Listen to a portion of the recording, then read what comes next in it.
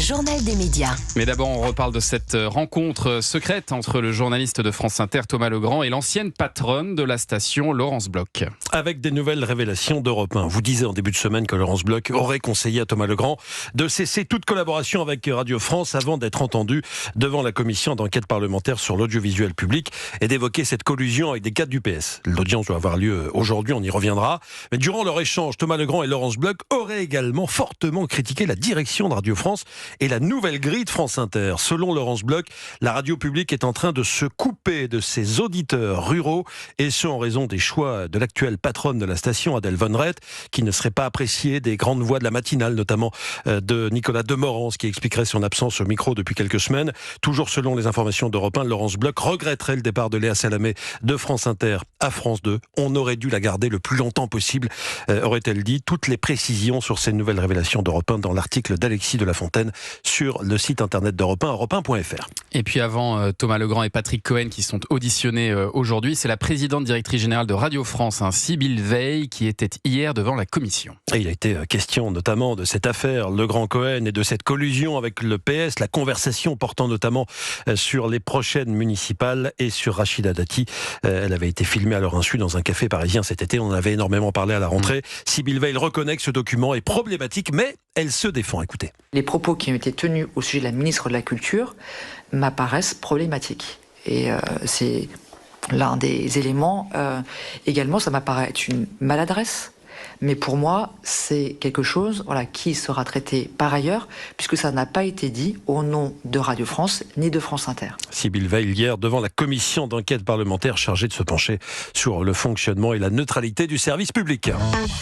Et puis dans le reste de l'actualité des médias côté programme, on a appris qu'une youtubeuse, aussi animatrice d'M6, allait participer à la prochaine saison de Danse avec les stars sur TF1. Ça vous colle des petites angoisses, Olivier? Non, ça va. Non. Vous voulez dire le souvenir de cette émission? Non, pas du tout. Bon, on a donné assez d'indices pour qu'on devine facilement de qui il s'agit. Youtubeuse, animatrice sur M6. Exactement, Juju Fitcats, qui anime régulièrement les deuxièmes parties des soirées, des émissions d'M6, comme La France a un incroyable talent ou Les Traites. L'été dernier, elle avait même co-animé en prime le jeu 99 à battre. Voilà, ça fait 15 ans que j'attends ce moment, a déclaré Juju Fitcats sur ses réseaux sociaux. Pour le moment, TF1 a confirmé la participation de plusieurs célébrités. On n'a pas tout le monde, mais on a déjà quand même quasiment les 80% casting, du casting. Philippe Lelouch, qui présente le meilleur des réveils sur RFM à l'étage d'au-dessus de nous. Miss France 2025, Julien Lieb. Emma de la Star Academy. Yann Zering, l'acteur Beverly Hills, que l'on avait découvert. Exactement. Sanders de Beverly Hills. C'est plutôt Steve dans la tête d'Anissa, effectivement, que Yann. Et Stéphane Bern également, qui va compléter le casting. Le reste de ce casting sera révélé ce soir lors de la conférence de presse. Culture Média s'y rendra, bien sûr. On en reparlera demain matin. Et vraiment sur tous les fronts. Et puis alors toujours sur TF1, la série Master Crime fera son retour le 8 janvier prochain. Et la Une lancera la 3e saison de cette série policière à succès, Master Crime, avec Muriel Robin et Anne Lenaine, qui étaient avec nous, c'était fin novembre, sur Europe 1. L'an dernier, la saison 2 avait réuni en moyenne 3 350 000 téléspectateurs. C'était un petit peu moins bon que la première saison qui avait, elle, vraiment cartonné, mais ça reste évidemment très fort. Le 8 janvier, il y aura pas mal de programmes forts, le soir du 8 janvier, parce qu'il y aura aussi Qui veut être mon associé au même moment sur M6. On vous a jamais proposé, Olivier Mine, de participer à une fiction télé, parce que on sait que vous avez démarré comme ça, vous. Oui, mais j'en ai fait. J'ai fait un unitaire avec... la dernière chose que j'ai faite, c'est un unitaire avec Lynn Renaud, qui s'appelait Une simple question de temps. C'était un remake de L'Argent de la Vieille. J'essayais en fait de tuer Lynn pour lui piquer son pognon. Belle mentalité.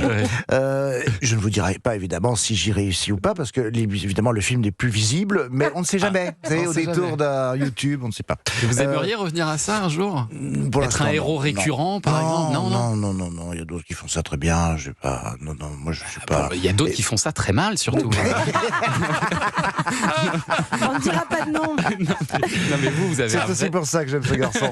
Vous avez un vrai talent d'acteur, pour le coup. Vous savez jouer, en tout cas. Je sais pas. On a essayé, en tout cas, et peut-être qu'un jour, mais c'est pas dans les priorités, en tout cas. Non. Bon, très bien. Allez, on termine ce journal des médias avec un podcast Europe 1 qui revient sur la présidentielle de 1965, Julien. Oui, parce que c'était il y a pile 60 ans, c'était en décembre 1965, au moment de Noël, qu'on avait voté à l'époque.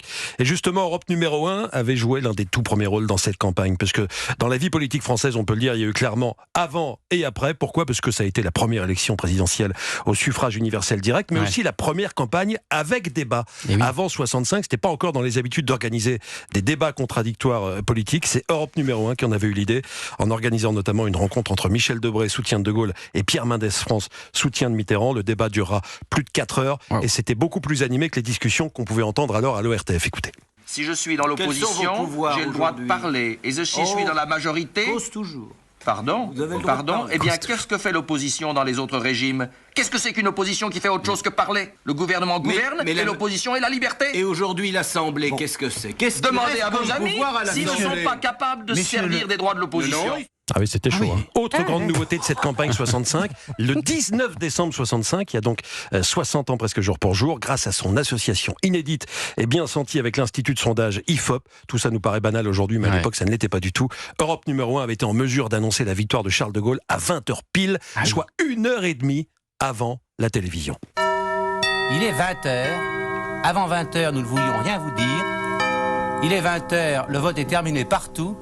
Et j'appelle Besançon à notre centre de calcul.